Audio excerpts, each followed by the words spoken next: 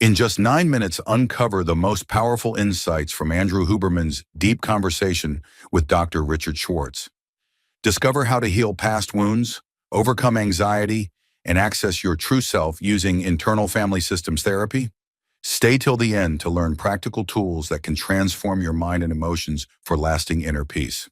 Here are the key takeaways from the podcast. Takeaway 1. The mind is made up of different parts. Dr. Schwartz explains that our mind is not a single entity, but consists of many different parts. Each part has its own thoughts, feelings, and motivations. These parts are shaped by our life experiences and can take on specific roles to help us navigate the world.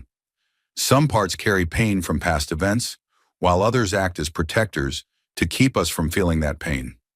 For example, if someone was constantly criticized as a child, they might develop an inner critic that repeatedly tells them they are not good enough. This part thinks it is protecting them from being rejected by making them work harder or avoid risks. However, instead of helping, it often creates anxiety and self-doubt. Recognizing that this inner critic is just one part of them, not their true self, can help a person feel more in control of their thoughts and emotions. Now let's move to the next takeaway. Takeaway 2. The goal is not to fight our inner parts. Many people believe that their negative thoughts or emotions need to be eliminated. They try to push away feelings of sadness, anger, or fear. However, IFS therapy teaches that these parts should not be fought against. Instead, they should be listened to and understood. When a person constantly battles against their own emotions, it creates more inner conflict. If someone feels anxious before a big presentation, instead of saying, "I hate this anxiety, I need to get rid of it," they can try asking, "Why are you here? What are you trying to protect me from?" The answer might be, "I am trying to keep you from being embarrassed." When they respond with kindness instead of resistance, the anxiety loses its power and becomes easier to manage. Now let's move to the next takeaway. Takeaway 3. There is a core self within everyone. Dr. Schwartz explains that underneath all these different parts, there is a core self. This self is calm, confident, compassionate, and wise. No matter how much pain or chaos a person experiences, this self is always present, waiting to be accessed. For example, when someone is feeling overwhelmed with stress, they can take a deep breath and ask, "What would my most grounded, compassionate self say right now?" If they allow space for this inner wisdom, they might realize that they do not need to panic. They can approach their problems with patience and clarity. With practice, a person can strengthen their connection to this self and learn to navigate life with greater ease. Now let's move to the next takeaway. Takeaway 4. Our protective parts often come from past experiences.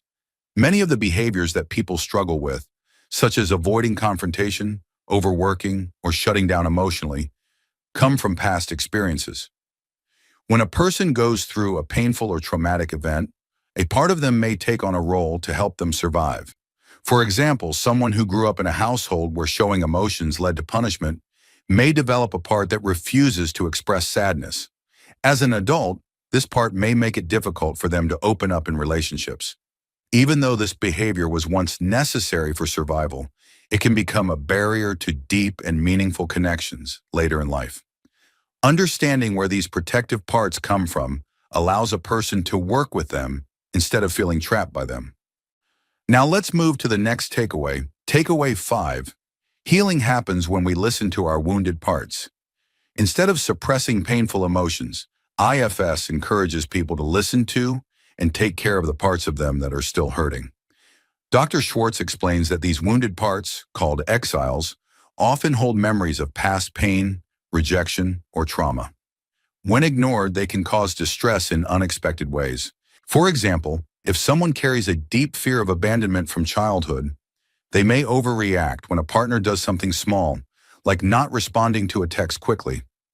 Instead of feeling embarrassed about their reaction, they can take a moment to connect with the part of them that is afraid. By asking, "What do you need from me?" they might realize that this part is just looking for reassurance. Once they acknowledge and comfort it, the fear often softens, and they can respond in a healthier way. We're halfway through the video. Thank you for sticking with us this far. If you're enjoying it, please give us a thumbs up and share it in your WhatsApp groups. We'd love to hear your thoughts, so feel free to comment below. To see more videos like this, make sure to hit the subscribe button. Now let's continue with the video. Takeaway 6. Slowing down and being present is important. In today's fast-paced world, many people feel pressure to keep moving, stay busy, and always be productive. However, Dr. Schwartz and Dr. Huberman discuss how slowing down is essential for mental clarity and emotional balance. For example, someone who constantly fills their schedule with work, social events, and distractions might be unconsciously avoiding difficult emotions. When they take time to sit in silence, through meditation, journaling, or simply pausing to breathe, they might start to notice underlying feelings of loneliness or stress. While these emotions can be uncomfortable, acknowledging them is the first step toward healing. Now let's move to the next takeaway. Takeaway 7. Fear is often at the root of addiction and unhealthy behaviors. Dr. Schwartz explains that many addictions and destructive behaviors are actually attempts to avoid deep-seated fears. Whether it is excessive drinking, overeating, or working nonstop, these behaviors often serve as a way to escape painful emotions. For example, someone who constantly pushes themselves at work might believe they are simply ambitious. But if they ask themselves, "What am I really afraid of?" they might uncover a fear of feeling unworthy or being seen as a failure. Once they recognize this fear, they can begin to address it directly instead of relying on unhealthy coping mechanisms. Now let's move to the next takeaway. Takeaway 8. Writing can help build a relationship with our inner parts. One powerful way to connect with different parts of ourselves is through writing. Dr. Schwartz suggests that people try journaling as a way to communicate with their inner parts and better understand their emotions. For example, if someone is struggling with self-doubt, they can write a dialogue between themselves and their inner critic.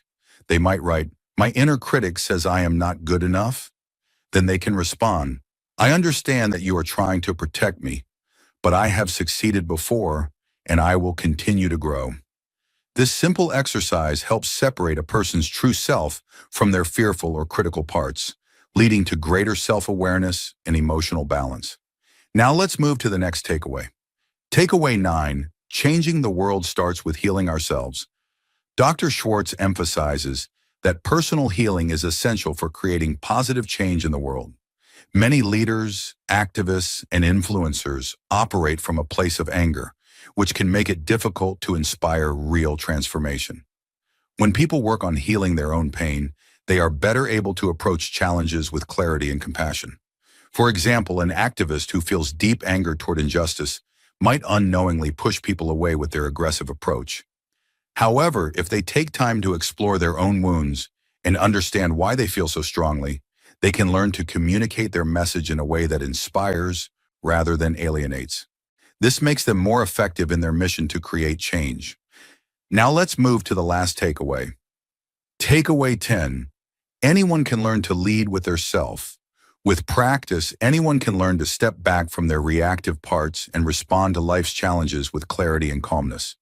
Dr. Schwartz explains that one of the most powerful skills a person can develop is the ability to pause, check in with their emotions, and respond from their true self instead of from fear or anger.